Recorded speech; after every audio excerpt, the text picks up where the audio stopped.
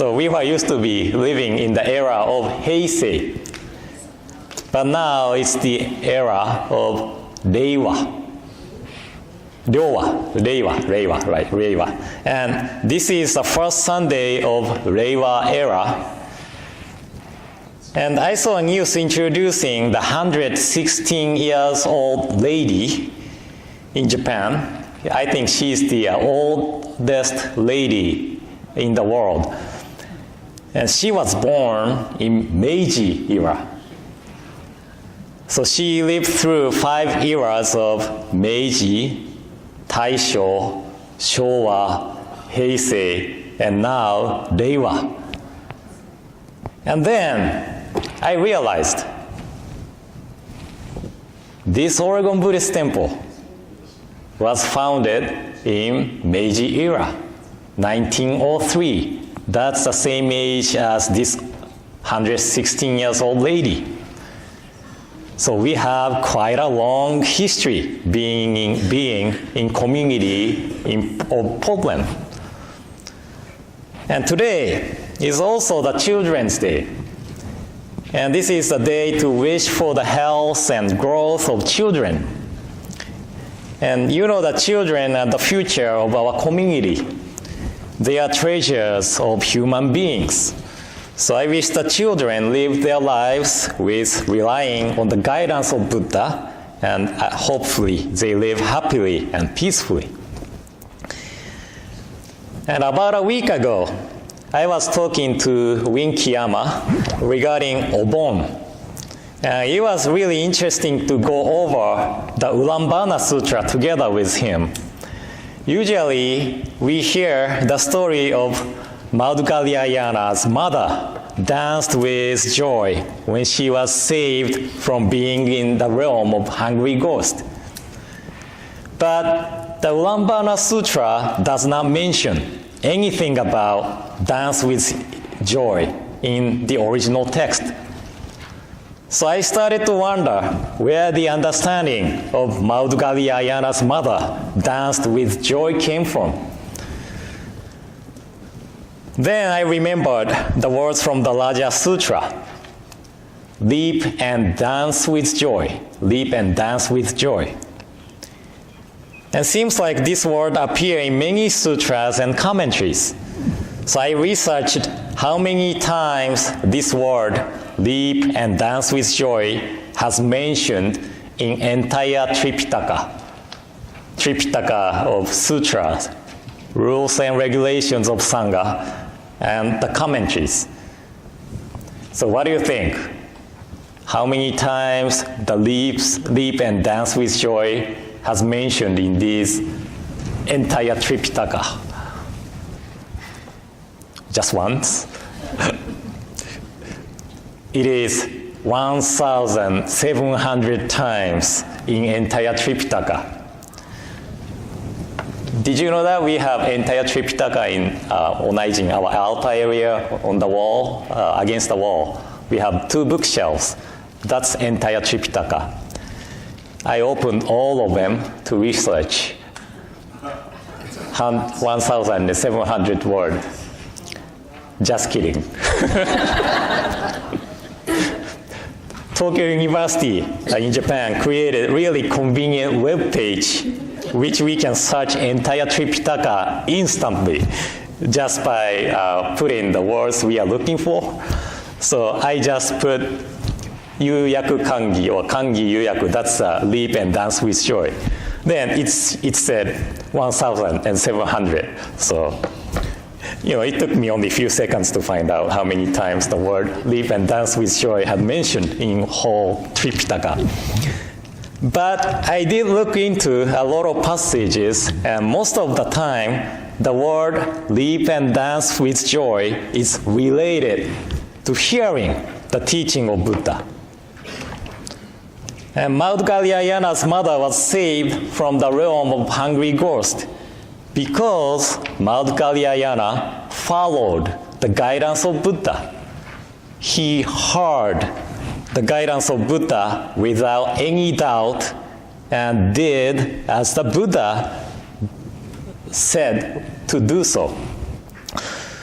So I'm not a researcher about the origin of Obon or Obon dance or the Ulambana Sutra that I cannot say this with academic basis, but I can say that the leap and dance with joy relates to hearing the Dharma, hearing the teaching of Buddha.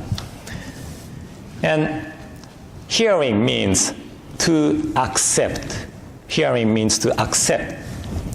As Madhgalyayana accepted the guidance of Buddha, we Jodo Shinshu followers simply ask to accept the guidance of Buddha in Nembutsu, that's come as you are, and go along this path. So this passage I shared at the beginning mentions leap and dance with joy, as if leap and dance with joy is necessarily to receive the great benefit. But this is just an expression. We don't have to actually dance like, how great I am to encounter the teaching of Buddha, right? But when we accept something which greatly benefits us, our mind leaps. Like most of you on Fridays, you know that Saturday and Sunday is coming. So after work, you are like almost dancing, isn't it? To me, Friday is not. Sunday afternoon, I might be dancing, but it's not that we should leap and dance with joy to receive great benefit. We receive great benefit so that we leap and dance with joy. So receiving the benefit comes from before leap and dance with joy. Does it make sense? So leap and dance with joy is not the cause of accepting the benefit. We accept the great benefit so that we leap and dance with joy. Okay? The great benefit we received by hearing the guidance of Buddha, that is to attain nirvana. By the working of the primal vow of Amida, we receive the benefit of attaining nirvana. And we are not going to wander around in this cycle of birth and death anymore. We all become Buddha when we pass away to lead the others to the truth of life. And actually, knowing that what is going to happen when we die gives us great benefit. It takes our anxiety away. We don't fear the separation from our loved ones, and we are able to focus on living this life with being mindful and appreciative to the surrounding of our lives. And I might have shared this story or this my experience before, but when I was at Florence, California, I received a phone call to conduct pillow service for one lady who was about to die. So I went, we chanted Juseige together, and after chanting, she said to me, "Sensei, ようやく旦那に会うことができます。Sensei, I can finally meet my husband." So I said, そうですね、きっと旦那さんも待っておられますよ。Yeah, that's right. He must be waiting for you. Then we had short silence, and she said to me, 先生、また会いましょうね。先生、I hope to see you again. So I replied again, また会おうね。また会いましょうね。Okay, I will see you again. And she passed away next day or two. So we had no chance to meet again in person. But as she said, we are able to meet again in the Pure Land of Peace, realm of Nirvana. And she was not afraid of dying or what is going to happen when she passed away.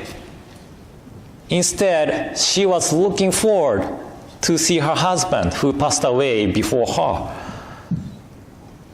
And I think this is great benefit we are able to receive by following the path of Nembutsu. Before Shinran Shonin revealing the true intent of Shakyamuni Buddha, ordinary beings like me who have no abilities to complete the practices had no chance of attaining enlightenment. But Shakyamuni Buddha's true intent of sharing the teaching was to save all sentient beings from suffering.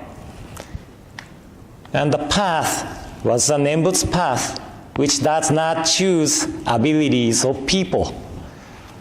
So literally, everybody, even the ordinary being, is able to attain nirvana through accepting the working of the primal vow of Amida.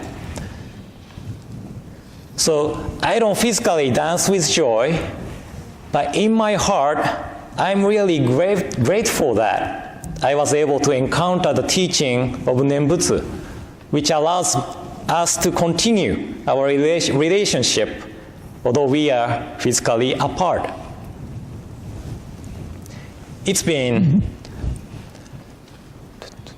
18 years since my mother passed away. But I know that we are able to meet again because of this teaching. So this teaching of Nembutsu does not make our loved ones who have passed away just the cause of sadness. Of course, we cannot help but feel hollowness and sadness when we lose our loved ones. But when we know that the death is not the permanent separation, and we are able to meet again, and also, they are always with us as Buddha to lead us to the truth of our lives. When we realize, when we hear this teaching, they become the cause of our appreciation to this life, here and now. And if I did not experience separation from my mom, I probably did not choose the path to become overseas ministers. I probably stayed in Japan, which means I did not have a chance to meet all of you here and have fun together.